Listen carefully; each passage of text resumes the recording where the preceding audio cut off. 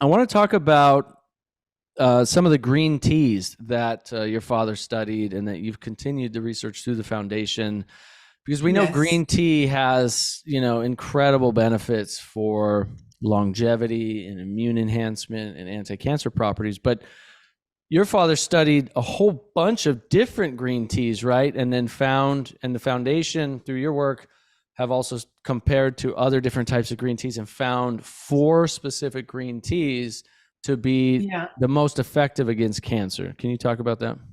Yeah. So back in the 80s, the green tea was already well known for the antioxidant properties, but it has never been really studied at length for cancer.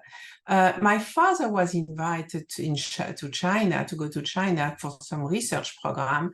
And at the end of the trip, he was presented with a big box of the best Chinese green teas, a little thank you gift. And when he came back to France, he went to the Pasteur Institute and he tested with the test he had created to test molecules for their anti-cancer properties, anti-cancer potential. He tested all the green teas that were in the box. And he selected four, and for their best, because there were those four which had seemed to have the four most potent anti-cancer properties. You He cut you wrote cut those out for names on a you piece cut of out paper, and because he Sylvie. was I very don't know if you can busy, hear me.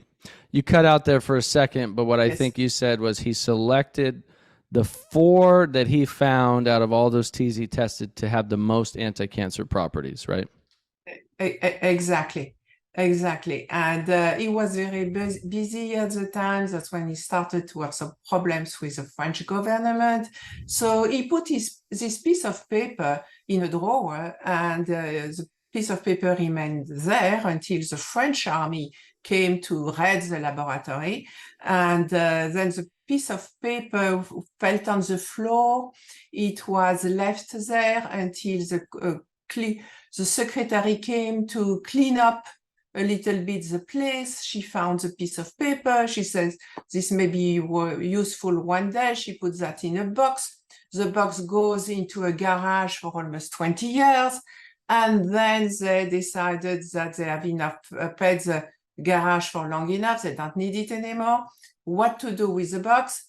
And I received the box in New York. And I opened the box and I found this piece of paper with my father's handwriting, the list of the teas, and next to four of them, très, très anti-C, which in French means very, very anti-C. And knowing my father, anti-C could only mean anti-cancer.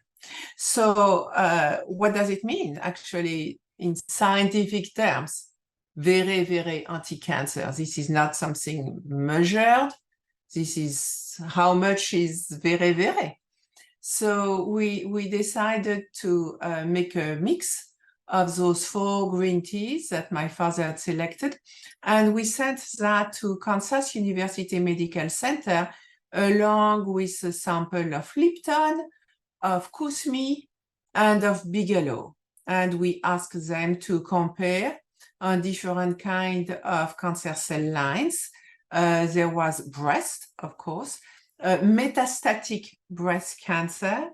There was colon, bladder, and 4 lines of melanoma. And it turned out that the mix of green teas that we actually called oncotea was most effective than all the other teas on all the cancer cell lines. So indeed, that's what my father called very, very anti-C. And then we had, some data at some point of comparison.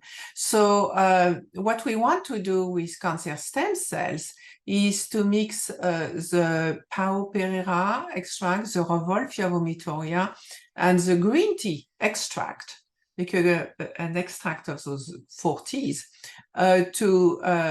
together and because we think it's going to be the most effective weapon to fight breast cancer stem cells. Thank you for listening to this short clip from the Nathan Crane podcast. Please share this on social media, and to listen to the full podcast, visit nathancrane.com.